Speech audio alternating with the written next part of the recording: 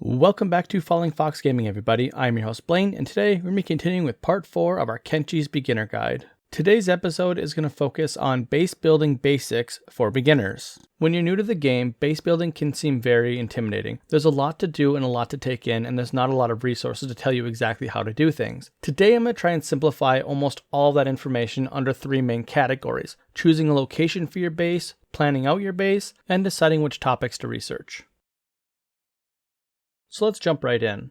Now, the single most important decision you will make in the entirety of the base building process is choosing where to build your base. If you build in the wrong location, you can end up with a lot of problems that will actually ruin your experience with both base building and potentially Kenshi as a whole. Before I begin, let me start by saying that there is no one perfect location to build. A lot of different locations have a lot of really good things and really bad things about them. Some places are obviously better than others, but generally there is no one perfect location. The other thing to take note of is that you could build many different types of bases, something as simple as a military outpost or just a few storage buildings. But today we're going to work under the assumption that you are trying to create one single all-encompassing base that is going to house all of your people, all of your stuff, and is going to be self-sustaining.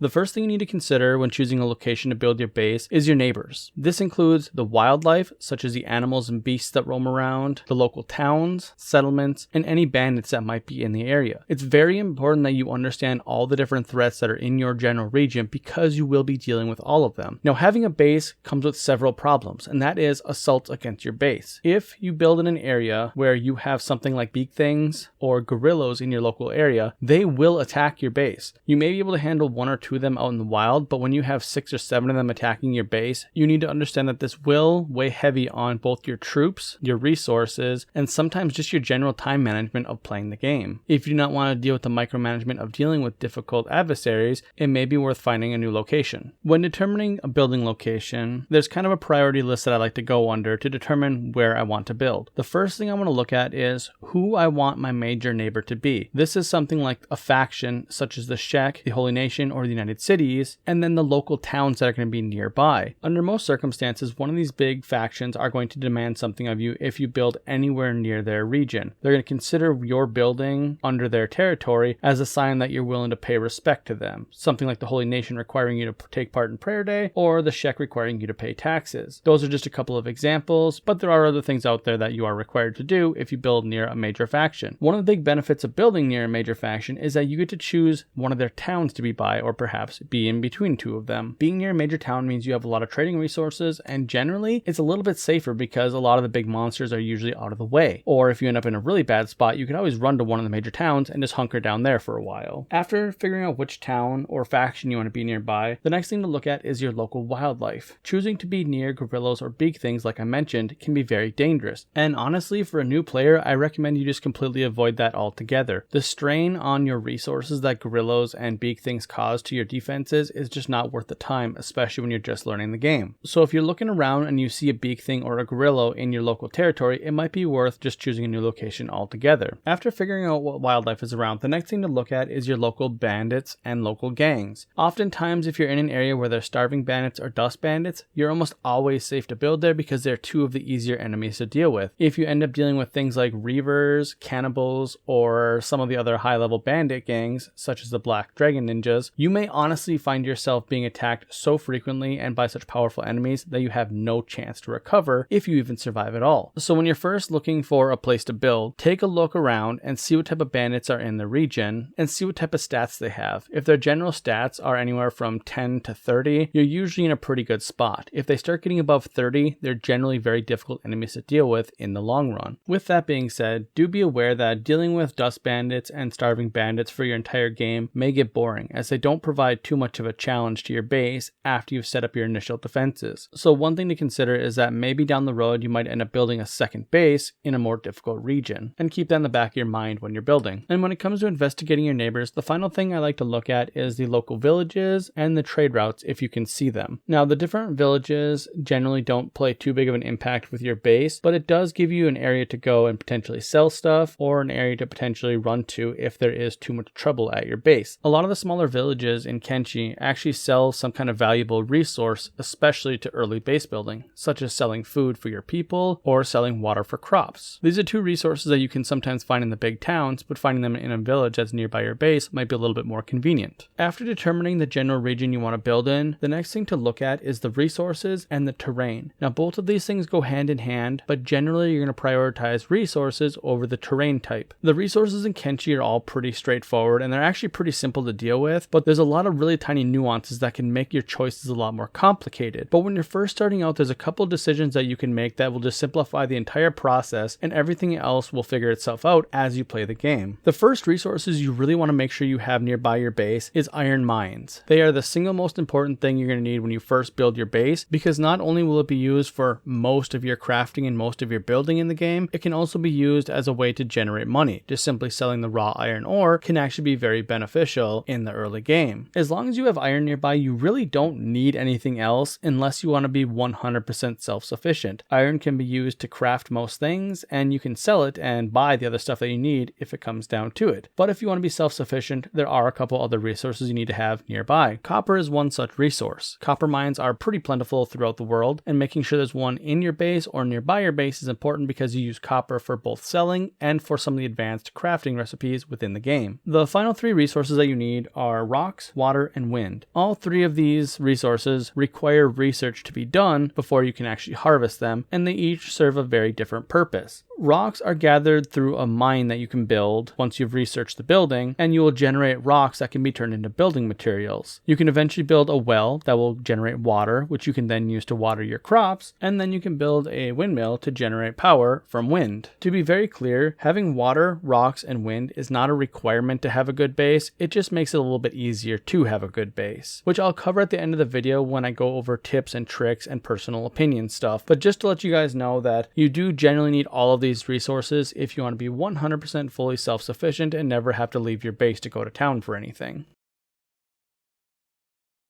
Once you've found a suitable location for a base, the next step is planning. It is a good idea to plan out some of your base right in the beginning, but you don't have to plan every little detail out, as you'll just stress yourself out trying to make that work down the line. Instead, you need to focus on a few main parts first. The first thing you're going to do is decide where you're going to place your gate. Now, Kenshi's game engine is very specific in that you're only supposed to have one gate per base. If you have more than one gate, you will find that enemies will be really confused and they'll often go to both gates, or sometimes they'll just walk through walls or attack your walls. If you seem to be running into this issue, it's most likely because you have more than one gate at your base. One of the other important things is that Kenshi assumes that your gate is kind of centered to your base. There's actually a region around where you build that Kenshi considers your actual personal base. So if you build too far away from there, the game can get a little bit buggy or confused. So generally, what I try to recommend is that you have your gate be in the center-ish area of where you want to build. Don't build too far in any one direction away from that. If you end up trying to build a very long base, you will definitely find some issues with the pathing. Once you've figured out where you're going to put your gate, you also need to figure out where you want to build your walls. This can be a little bit confusing because walls don't play actually a big part in Kenshi. As long as you have one single gate up, your walls are almost never attacked. They will almost always attack your gates. If you do build multiple gates, then your walls are important. There is one very important thing about walls, and that's how you lay out your walls for your defenses. Most walls, once you get past the tier 1 walls, have spots where you can mount crossbows or other forms of mounted turrets. There is obviously many different ways that you could attempt to build a base and set up your defenses, but I have found the most effective way to set up a base with the entrance is having a giant V like this be the entrance of your base. Now, if you have an area where you can't make a giant V like this, don't fret. As long as you can try and get one wall kind of like this in front of your gate, then you can actually make use of turrets to defend your gates. If you're playing on a game where difficulties are not changed around too much, most of your units can probably take out attackers before they get through your gates with this type of setup. This is not including some of the harder enemies like beak things or paladins from the Holy Nation. Once you've figured out your general layout for your walls, the next thing to consider is where you're going to place all of your different buildings. Now, if you haven't completed very much research, you're not going to have very many options for buildings, but as you complete more researches, you're going to get several different building types. Some of them are very large. So one thing I would recommend very highly is leave a lot of space in multiple different areas where you might be able to build a large building. If you've already done research and can actually build some of the larger buildings, I recommend laying down the framework for it so that way you can actually see where it's going to be when you eventually construct it. You don't have to have the materials allocated for it. You can do that at a later time. If you are unsure of how you actually want your base to look in the end, one thing I would recommend is build several different buildings. That way you can have them isolated depending on their purpose. I would recommend having one building have nothing but beds to act as a first aid area where people can rest when they're injured. Have one building dedicated towards crafting stations and storage if possible for those crafting stations. And then I do recommend having a single building if possible that's going to have all your miscellaneous storage, things like weapons, armor, and even your general storage. It will make it a lot easier for you if you have all of your stuff in one location. If you spread it out throughout your base, you will probably spend a lot of time micromanaging those resources. Once you've figured out the general location that you want to put all your buildings, the next thing to do is allocate a spot for a farm. Now, you generally want to have the space to build the largest farm possible. So what you're going to want to do is you're going to want to select your farms and then go to the largest size to see what kind of space it takes up. Now, you don't have to start with that size farm. You can upgrade your farms as you go along, but you definitely want to make sure you have the room to upgrade it in the future if you choose to do that. So you can generally start with a smaller farm and then upgrade from there. But if you have the resources or if you want to, you can go straight for the biggest farm possible. And that's generally where you want to end up in the end. And then once you're done figuring out where you want your farm, the final thing to do is find out where you can put down all of your machinery. Now, this is where the game gets a little bit more complicated because as a new player, you're not going to know all the different machinery that's in the game. And honestly, it takes a while to research all of them. So the best thing that you can do is just leave a fairly large area throughout your base. You don't have to have all your machines in the same location, so you can have some decent space open throughout your base. But I like to try and leave a fairly large section where I can just throw down a bunch of machines, so that way I can have a bunch of people working next to each other in case they need to defend one another. And this will also allow you to have some storage containers nearby to dump those resources into, which I will explain in the tips section of this video. When it comes to researching Kenshi, anything you choose to research is purely subjective on what is actually good and bad. You really can't go wrong with learning any specific technology, but there are ones that are better than others for base building. Now, the list I have compiled here is just kind of a general idea of what you need to actually get your base going. There are some that you could add in and potentially take out to make your progress a little bit quicker in a specific area. But I wanted to make a list here for you guys to actually just take a look at and what I like to have researched prior to ever even building a base. And as I said, this list is purely subjective in my opinion of what is good and bad. I personally think that you'd probably actually want to have under core, you probably want the Stormhouse research as well, just to have a bigger building, but it's also not required. You can make do with a small house. You can see what I'm going for by having all these technologies listed the way I do. It's primarily stuff to get you going. You will need more stuff researched like crafting and everything eventually, but in the beginning, it's really not necessary. When you first build a base, it's primarily about just getting kind of the shell of your base set up and then fitting all the little details in as you go along. But I'm going to discuss all that in the tips and opinions section that's coming up next. I just wanted to have a list here to show you guys prior to us actually talking about it. So let's move on to the tips and opinions section where we'll show actual gameplay and not just these walls of text I've been showing you. So now that we've moved on to the tips and opinions section of the video, I do want to mention that I do highly recommend you do all the research that I've mentioned so far prior to actually building a base. I also recommend you have at least 4 total characters in your party. That way you can be multitasking. You're definitely going to want somebody doing some mining so that way you can be having an income while you purchase books to do some research. Now, in order to do the research up to this point, you need a research bench level 2, which means you actually have to build a research bench somewhere and then upgrade it. I would recommend that if you are building somewhere like in the hub, you should probably save up and buy a storm house to repair. That way you have a big enough building to actually put a research bench level 2. The basic research bench is a lot smaller and can fit in one of the tiny houses, but the level 2 and up research benches take up a lot more space. So you'll need at least a storm house. Now, if you don't want to do any prior gathering and research before base building, understand that it will make everything a lot harder. So in general, I recommend that you actually build inside a town first and then do some research and then go build your own base. Before you actually set out, there are a couple of things that you want to bring with you. When you actually build your base, in order to get a sort of automated process going to where you can keep building and have the resources that you need to build, you're going to need a total of 12 iron plates and 3 building materials to get yourself started. That will allow you to build the machinery to actually continue building everything else without having to run back to town to get more iron plates or building materials. When it comes to picking out your base, it's purely subjective on whether or not a spot is good for you. Some people will like a certain spot where other people will hate that location. So I'm not going to try and tell you where to build, but I'm going to show you one of my favorite building locations right in between the Czech Kingdom city of Squin and the hub. Two fairly safe locations for a new player, and there's a spot right in between them that is a pretty good starting spot for any new player. So let me show you where that is. And here we are. So we are in a relatively flat location, and right over here is the city of Squin. Now, Squin is one of the best starting locations for a player because it has all the necessities, and it's very, very safe because the Czech welcome everybody. And up on the hill over here, you can even see the hub. So you have two fairly safe locations for players, all within rock throwing distance. Now we're going to focus on this flat kind of hilltop right here. This location has mines galore. You have iron mines, you have copper mines. There's so many of them that I don't even think you're probably ever going to get enough people to work all of them. The reason why I like this is because you can build your base however you want and still have mines very close by. You do not have to have the mines inside your city walls if you do not want. You can just have them nearby, especially in a place like this that's pretty safe. Around here, there's only dust bandits and starving bandits and then bone dogs, all of which a player can handle even in the early game if you prepare yourself.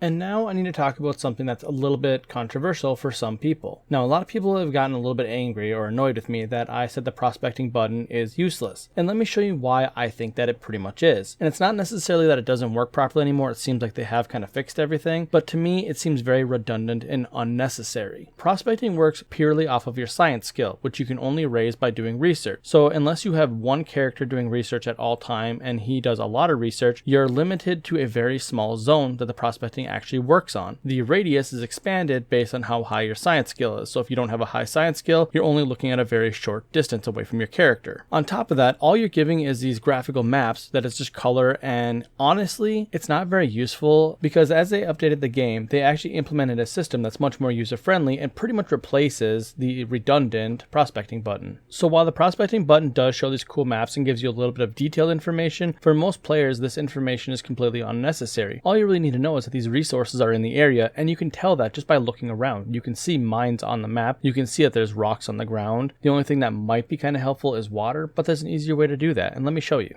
If you go into the building menu and select one of the buildings that gathers one of these resources, such as a well, you'll see that it says 60%. That is the quality of water. So that is how much you're gathering in that exact spot, which is actually more helpful than just looking at a general map that says, hey, there's water in this area. You'll know precisely how much you're going to get. And you can move this around anywhere within your line of sight and anywhere where the game is actually loading. So depending on your draw distance, it could be a very, very far distance away that you could check. This will allow you to very quickly scan the entire zone around you for any particular spot that is perfect for the resource type you're trying to gather. There's absolutely no reason to sit through and look at the maps anymore because you no longer have to just rely on those maps to figure it out. All of the resource gathering machines will tell you exactly what you're going to get in that particular spot. That's not something that was originally in the game, and I think they added that in because people complained in the early days that the maps were kind of hard to use for new people or people that just didn't understand it. You can do it if you want, and you can get some detailed information, but it's far more time consuming to use the prospecting button when you can simply click on a building that you want to build and see what you're going to get from that particular area. So instead of trying to rely on the prospecting button, all you have to do is look around a general area. Do you see mines? Then you have ore. If you see rocks on the ground, that means there's spots to dig with the mining machine. If you can't actually see physical rocks on the ground, if it's a fairly hard area, you can likely dig up rocks from it. The only thing that you might be able to gather from it is the wind and water, but those percentages really don't matter because either way you're going to generate the resource. So at the end of the day, prospecting button doesn't really serve a purpose anymore other than trying to be a little bit more detailed, and I don't think it does a good job.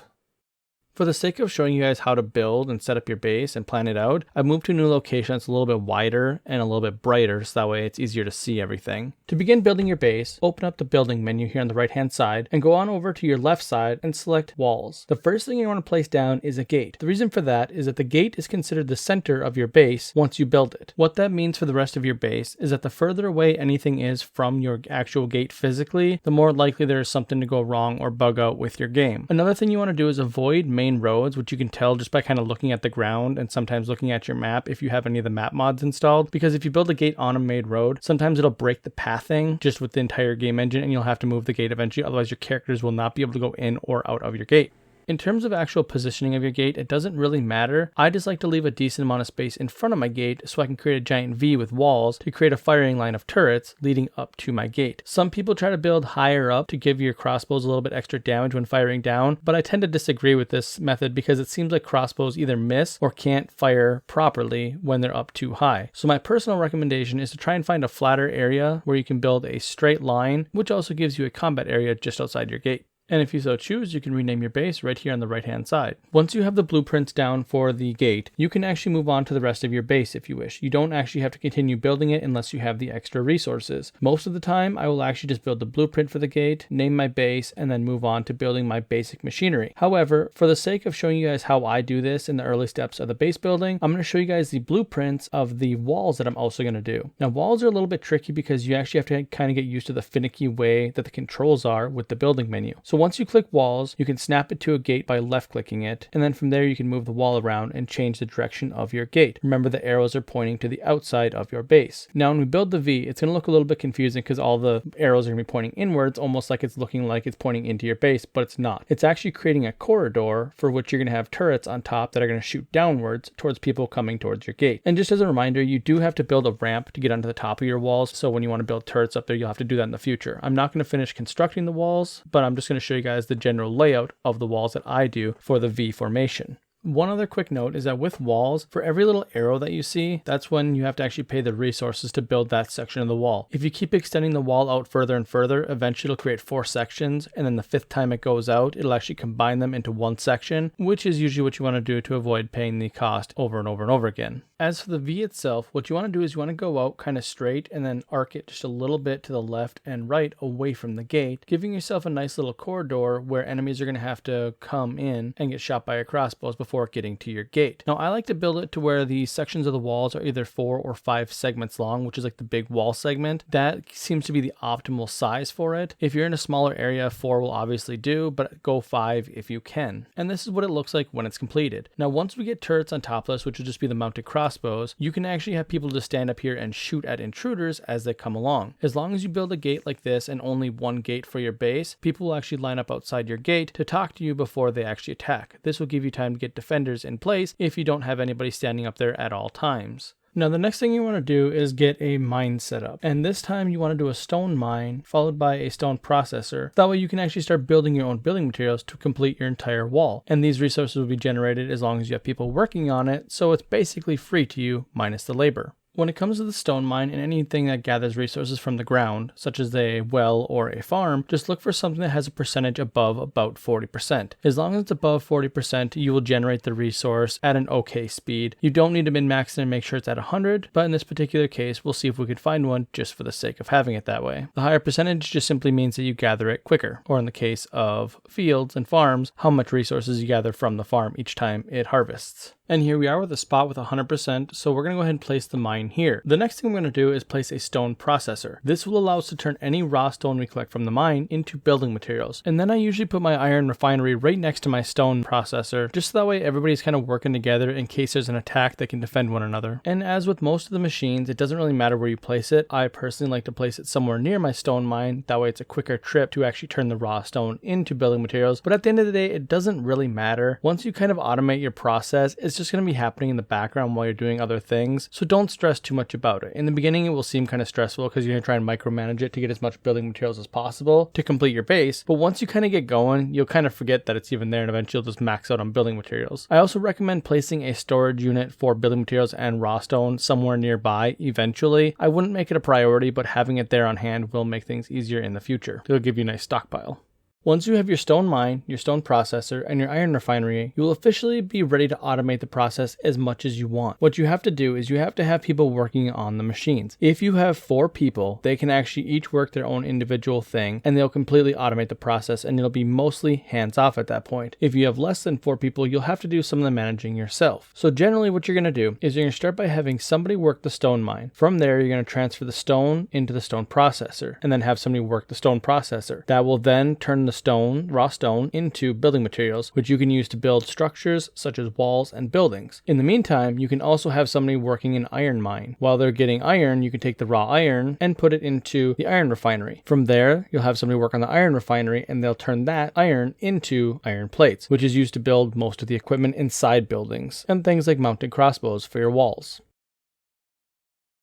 Now that I've shown you guys a couple of the general ideas of what you want to be doing, I want to actually go into showing you guys an example of a base that I have personally used in one of my campaigns on my channel. So here we have what I like to joke around as the Millennium Falcon base. So as you can see, instead of using the V formation for the gate entrance, I actually used the straight lines. This is why I recommend against it. I actually used it extensively in this playthrough, and I didn't like the outcome of it. I found that previously when I had used the V formation, it was far more effective at taking down enemies than this straight pattern that leads all the way up to the gate. So in this particular case, I want to say that I have tried it both ways very extensively, and the V works out better. With this particular base, I was going for a very compact and very large structure base, and it works really good once you have a whole bunch of research done, but you can't quite do this in the early game because you don't have all these buildings unlocked. So let me just kind of give you a rundown of how I set up the base, just to kind of give you guys an idea of what I would do on a general playthrough. In this particular case, in the bottom right corner, I set up all my machines outside my main walls. The small walls you see kind of bordering everything was actually something I did at the very end of my playthrough just to stop some cannibals from coming in and killing my workers when I wasn't paying attention. Right next to my machines is the stone mine, and then just above that is a small farm to produce cloth to create armor. Now in this particular base, I don't have a crop for food because I didn't need it. Just inside the walls, I actually have a bunch of storage containers just sitting out and about. You don't have to do it this way. If you want, you can actually put the storage containers inside buildings. I just find it that it's a little bit easier to access your storage containers when they're outside of walls. This way I don't need to take a character inside a building just to see the actual storage containers. I can just access them from outside. Now this base was organized very well. In the top area, I actually had a prison. It's all just jail cells from beginning to end, and on top of that I have windmills. This generates the electricity for the few buildings that need it, and that's about it. There was really nothing else in this building. The building in the back middle is actually where I have a bunch of beds laid out and some storage for some special characters and some tables and whatnot to allow people just to sit down. This is effectively a medic building and a residential building. And then the building on the left hand side was my crafting station building. I had all my different crafting stations inside there, and again on top I had some more windmills to generate a little bit more electricity. The two big towers were completely empty except for crossbows on top to add some added defense to the back of my base and the sides. Now you do not have to have defense on the back or sides of your base. Like I said, as long as you only have one gate, they will always go to your gate first. They will never attack the walls unless the game is bugging out. The only thing this does is it allows my people to shoot at people from the sides and the back before they ever get to the gate. And you don't have to have massive buildings to do that. Any of the buildings that you can build crossbows on top of will work, including just walls. You can just do walls around your base and put crossbows back there, and people will use those to shoot intruders. Now in the beginning, you're not going to have buildings that are massive like this. Like these buildings are actually very, very large compared to the ones you're going to start off with. Even if you research the medium building shells, the biggest buildings are still going to be a little bit smaller than these. So one thing I do want to recommend is try and go for getting a compact base layout that you enjoy the aesthetics of. The one thing I see a lot of people do is try to min-max their base to make the space perfectly optimized. You're going to stress yourself out doing that, and what I would recommend is instead of worrying about trying to do something like I did here where it's super compact, just give yourself some free room to where your characters can move around without getting stuck in walls and everything, and make sure it looks pleasing to you. Make sure you can get to your storage building nicely. If it's close by your crafting stations, then you don't have to run back super far away, and things like that. You don't want your base to be complicated because honestly, Kenshi's game engine is very old. It will struggle a little bit to keep up with you if you make it very large or very complex. So generally, keep it simple. A couple buildings for some beds and some storage, a couple buildings for crafting. Maybe if you get prisoner cages, do that. Prisoner cages do not have to be inside. You can keep them outside, so you don't even need a building for that. And you don't actually need guard towers at all. The basic necessities for your base are simply a couple beds to heal people up and some storage. Everything else is just kind of bonus. So while I could sit here and talk about a whole bunch of advanced tips and that, I don't really think it's worth your time. I think it's better you just get out there and start building. Like I said, you're gonna screw up many times over, and don't worry about it. The whole reason why I taught you to build the processors and the refineries right off the bat is that's basically an unlimited supply of building materials. So if you screw up, up, the only thing you're wasting is a little bit of time. Build some stuff. If you don't like it, disassemble it and rebuild it. Now, I have a whole bunch of other tips that I want to give you guys, and I think this video has actually gone on too long. So I'm going to leave you guys with just a couple short tips here just to kind of get you out into the game. 1, make sure you're having fun building your base. If you are stressing out, stop building your base and go find something else to do. I have played Kenshi a lot, and one of the big things with Kenshi is that the game can be very buggy. Between trying to change the elevation of your buildings to the orientation of your buildings, it can be very stressful, especially when you place something down wrong and you don't realize it until the end. Don't stress out. What I recommend you do is you save before you build each building. Once you build the building, take a look at it, make sure it works properly, and then if it does, great, you can move on. If you don't like it, reload your game, and all you did is just backtrack a little bit before you wasted your time building the structure. And tip number 2 is get used to dealing with the machines. This sounds stupid, but honestly, there's a little bit of a learning curve of dealing with the machines and the crafting in this game. You know, it makes sense when you just have your character automatically doing it. It's very easy to forget that they were supposed to be doing something else first. Like, oftentimes people will have somebody working on their iron refinery, but nobody collecting iron ore. So you end up just having a character standing around for 36 in-game hours doing absolutely nothing. So occasionally check all your machines, check all your people, make sure they're doing stuff. What you can do is you can assign people multiple jobs, and if they can't do the top one, they'll move down the list. But I recommend against doing that most of the time, because sometimes Kenshi's game engine will bug out and they won't do anything because they're not sure what they're supposed to be doing. And that's just the nature of an old game engine. And the third and final thing is, I know I said we're supposed to be creating a fully self-sustainable base here,